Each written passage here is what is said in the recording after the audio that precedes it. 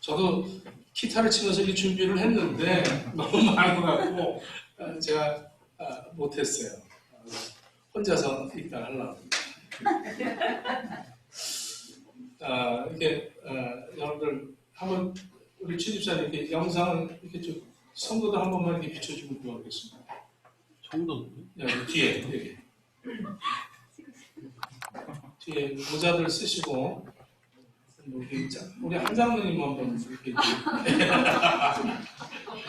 저기 이규양 집사님도 한번 권사님도 오시고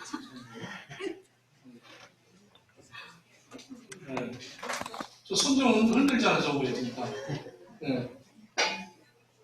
우리 제시카가 오늘 같이 못해서 아주 굉장히 안타깝습니다. 박소미 손 흔들네요. 저희 멜번에 김혜란 전사님네 감사하고. 자, 오늘 예수님이 탄생하신 날이에요. 예수님이 하나님이신데 하나님이 인간의 육신을 입고 이 땅에 오셨습니다. 왜 예수님이 세상에 오셨나? 그 이유는 우리의 죄를 사하시려고, 그러니까 죄를 용서하시는 것은 하나님이고, 하나님의 용서 방법은 제물이 피를 흘려야 사함을 받는 하나님의 그 언약입니다. 하나님이 인간과 언약을 체결했기 때문에 그 체결한 것을 파기할 수 없기 때문에 하나님이 그 법을 지키시기 위해서 하나님이 친히 인간의 육신을 입고 그 법을 지키시러 오신 그 분이 바로 예수님이고, 또 하나님의 그 방법이죠. 우리를 구원할 수 있는 유일한 방법은 하나님이 인간으로 오시는 수밖에 없었습니다. 왜냐하면 이 세상의 죄는 그 죄의 원인으로 인해서 다툼이 생기고 분쟁이 생기고 고통이 생기고 병이 왔고 자연이 파괴되어지고 가정이 파탄이 되어지고 전쟁이 일어나고 모든 고통과 어두움이 죄라는 그 죄 때문에 이 세상이 이렇게 혼란하게 돼버렸기 때문에 인간으로서는 이 문제를 해결할 수 없어서 그 죄를 해결하기 위한 유일한 방법은 오직 하나님 자신이 오셔야만 했습니다. 로마서 6장 23절을 보면 죄의 사본이 사망이고 공의로우신 하나님 앞에서 이 죄 문제를 해결하는 길은 오직 죽음밖에는 그 죄값으로 죽을 수밖에 없다는 것을 알고 있습니다. 그 죽음의 방법이 피 흘려 죽는 것이죠. 그래서 히브리서 9장 22절에 피 흘림이 없은즉 사함이 없느니라. 예수님이 피 흘리고 십자가를 지시려고 이 땅에 오셨는데 그것이 뭐냐? 예수님은 사실 십자가에 매달린 것이 아니라 하나님의 사랑에 매달리신 것입니다.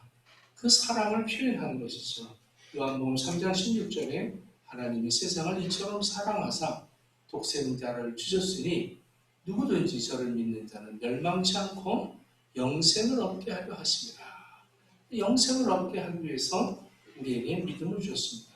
근데 이 하나님이 인간으로 오실 때 택한 것이 아주 평범한 마리아를 택한 것을 우리가 지난 시간에 그 마리아, 처녀 마리아가 이제 수태 고지를 받게 되죠. 너가 아이를 낳을 것이다.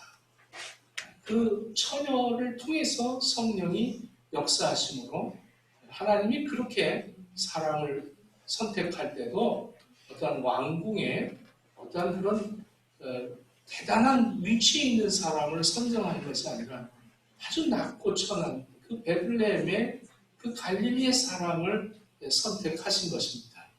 근데 오늘 이 예수님이 오시면서 또 선택한 장소는 바로 그 베들레헴 마국간이었다는 겁니다. 이 마국간 말구유에 예수님이 선택하시고 거기에 누우셨다는 것이죠.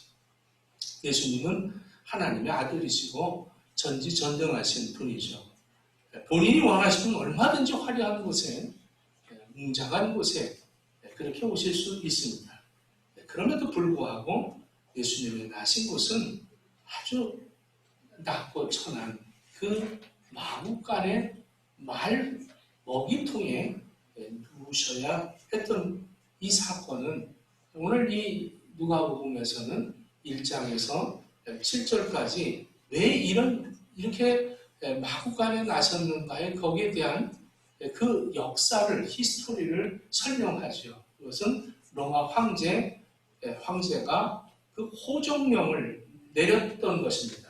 그래서 마리아와 요셉이 나사렛에 살았던 이 본적지로 올라가서 이 베들레헴으로 가게 됩니다. 아주 작은 마을이죠. 근데 마치 호적하러 온 사람들이 다 지방에서 자기의 고향으로 온 사람들이 너무 많아서 그 작은 마을에 이제 그 여관들이 없어서 너무 많이들 외부에 살던 사람들이 돌아왔기 때문에 아무것도 방이 없었습니다. 그래서 결국 이 마리아는 그 마구간 구유의 먹이통에 침대로 삼아서 예수님을 누워야만 했던 이러한 사건이죠. 이렇게 된 이유가 뭘까? 겉으로 보면 사람들이 그렇게 만들었다라고 생각하겠지만 또 로마 황제 가이사, 요셉, 마리아, 사관, 주인 이런 것들이 그 예수님을 그렇게 그쪽으로 몰아넣었다라고 생각하는지 모르지만 그렇지 않습니다. 이 베들레헴 마구간, 이 말구의 의미는 아주 비천한 장소, 고요한 장소, 고난의 장소라는 의미를 우리에게 부여해 주는 것이죠. 굉장히 비천한 곳에 존귀하시고 높으신 분이 누우셨습니다. 빌립보서 2장 6절에 그는 근본 하나님 본체시나 하나님과 동등됨을 취할 것으로 여기지 아니하시고 오히려 자기를 비워 종의 형체를 가져 사람과 같이 되었고 사람의 모양으로 나타나셨으며 자기를 낮추시고 죽기까지 복종하셨으니 곧 십자가에 죽으시니라. 예수님은 가장 낮은 곳에 선정해서 그곳을 지정해서 오셨다는 거예요. 가장 평범한 목수의 집안에 작은 마을에 구육간의 말구에 나섰습니다. 이것은 누구나 접근할 수 있는 가능성을 갖게 하신 것입니다. 예수님이 천한 모습으로 오셨기 때문에 누구라도 다가올 수 있게 하시기 위한 그 예수님의 방법이죠. 이렇게 낮은 계층의 사람들과 어울릴 수 있었다는 것이 얼마나 우리에게는 정말 다행스러운 일 아니겠습니까? 예수님은 어떤 누구를 맞이하든 다 그 용납해 주신다는 사실입니다. 빈부귀천을 구별하지 않고 누구든지 용납할 수 있고 영접할 수 있도록 예수님은 아주 비천하게 이 땅에 오셨습니다. 그렇지만 예수님이 거부한 것은 교만한 사람들입니다. 스스로 의인이라고 자처하는 사람들을 예수님은 거절하십니다. 마가복음 2장 17절에 건강한 자에게는 의논이 쓸데없고 병든 자에게야 쓸데있느니라. 내가 의인을 부르러 온 것이 아니라 죄인을 부르러 왔다. 예수님이 오신 목적을 명확하게 설명하죠. 낮고 천한 게 문제가 아니라 교만한 게 문제라는 거예요. 가난한 자도 교만한 사람들이 있습니다. 가난하면서 교만한 사람들, 그게 문제죠.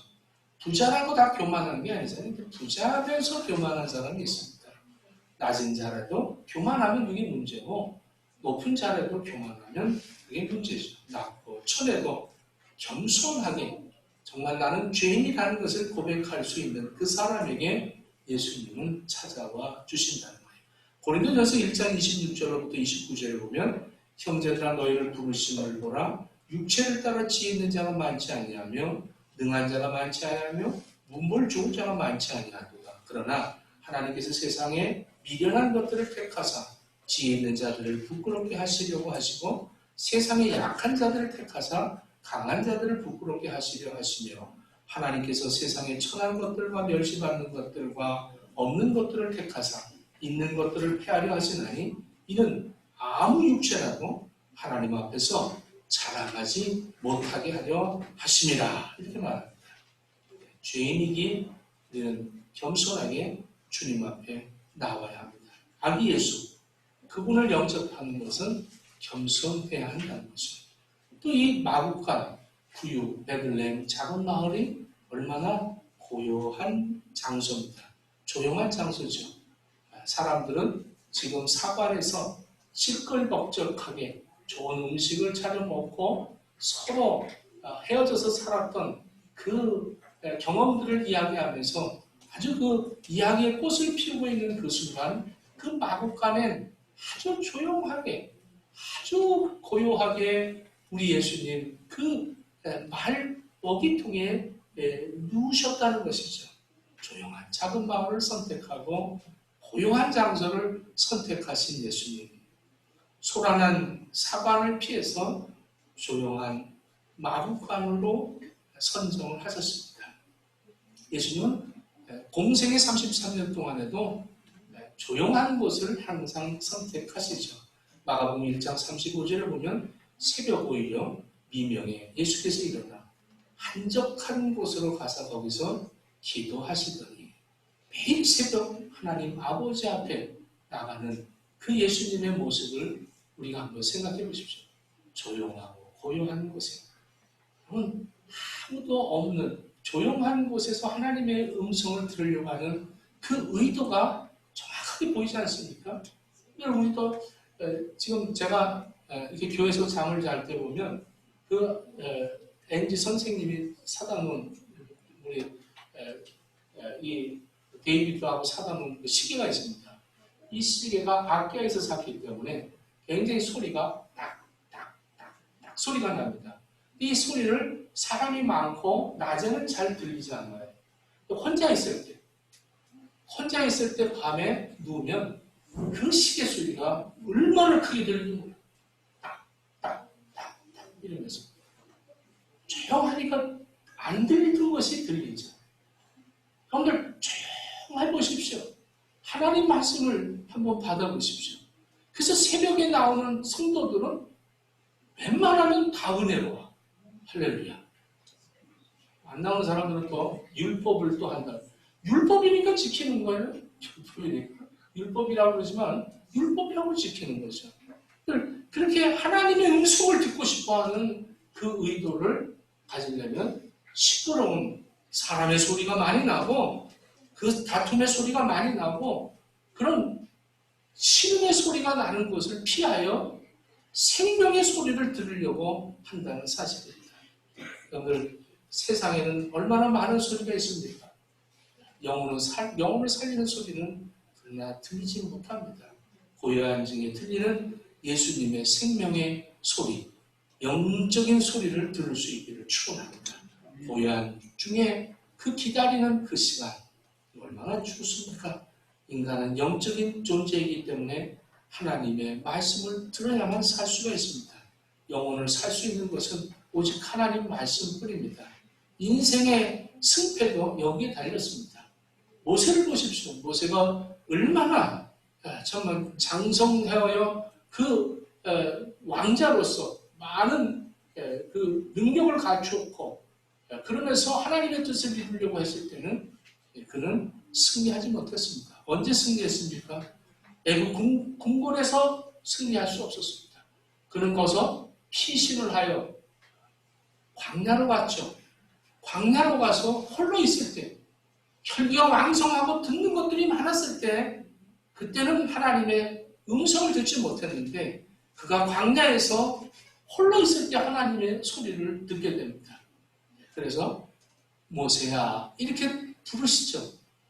여기는 거룩하니 이 신발을 벗어라 이렇게 말씀합니다. 그리고 그에게 살아갈 그 사명을 부여해 주십니다. 이 성탄절은 고요한 밤 거룩한 밤, 정말로 고요하고 거룩하게 하나님의 음성을 듣고 하나님이 우리에게 주시는 그 말씀이 육신을 입고 오신 그 예수 그리스도를 만날 수 있는 그러한 세상의 소리를 듣지 않고 하나님의 소리에 귀 기울이는 행복의 식구들이 다 되어지기를 축원합니다. 또 이 마국 간의 이 구유는 굉장히 고난의 장소입니다. 아기 예수를 강포에 쌌다고 그랬어요. 강포. 이 강포에 쌌다는 것은 천을 찢어서 말았다는 겁니다. 그러니까 아기를 낳을 그 준비가 되지 않게 그 강포로 쌓였다. 찢어진 감을 가지고 쌓았다는 것이죠. 얼마나 참 가난을 경험하며 예수님은 이 땅에 오셨습니다. 헤롯의 핍박 때문에 피덩이 같은 몸이 애굽에서 애굽으로 피난을 가고 또 예수님의 그 삶을 보면 33년 동안의 그 30년의 공생애를 보면 굶주리고 목마르고 고독하고 슬픔, 멸시, 천대, 핍박, 급기야는 십자가에 못을 박는 이 고통을 무덤이 없어서 남의 무덤에 장사되는 이러한 모든 세상의 사람들이 겪을 수 없는 그 아픈 고통, 고난을 다 겪으셨습니다. 단 한 가지 안 겪으신 것이 죄의 경험은 없으셨다는 사실입니다. 그래서 히브리서 4장 15절에 우리에게 있는 대제사장 예수님은 우리 연약함을 채울하지 아니하심이 없다는 것. 채울했다. 모든 것을 다 겪으셨지만 그러나 그분은 죄가 없으신 분이다. 이렇게 말합니다. 전지전능한 하나님이 나하고 동일한 생각, 동일한 아픔, 동일한 고통, 모든 것들을 다 같은 그 체험을 하셨다는 것을 체험을 하셨다. 이걸 채울이라고 합니다. 부모도 자식의 아픔을 같이 체험할 수가 없어요. 같이 느껴지지 못하죠. 근데 어느 책을 여러분 연탄길이라는 책 보셨습니까? 그 책에 보니까 아빠의 눈물이라는 글이 있어요. 가족이 휴가를 다니다가 고속도로에서 교통사고를 당합니다. 중학교 3학년 딸 아이가 다리 발목을 이제 사용을 못하게 됐어요. 그래서 다른 사람들은 경상을 입어서 금세 회복을 됐는데 아버지와 딸은 이 발을 쓰지 못해서 목발을 찢게 됩니다. 청소년기의 딸이 굉장히 방황을 합니다. 자기는 이제 불구를 가졌기 때문에 아버지하고 목발을 짚고 같이 이렇게 생활을 합니다. 세월이 4년이 지나서 대학에 합격을 하고 입학식 날 온 가족이 그 딸도 목발을 짚고 아버지도 목발을 짚고 다 가서 이제 그 입학을 하고 기쁜 마음으로 나오는 그 순간에 어른 아이가 그 차도로 뛰어 들어가는 그래서 차에 지금 치려고 하는 그 순간에 아버지가 목발을 집어던지고 막 달려가서 그 아이를 이제 살려냅니다. 이때 그 딸이 받는 그 충격. 4년 동안 우리 아빠는 나를 위해서 똑같이 목발을 짚었다. 멀쩡한 다리인데도 자기의 고통을 같이 겪어야 했다. 이걸 깨달았다. 이게 치유이라는 겁니다.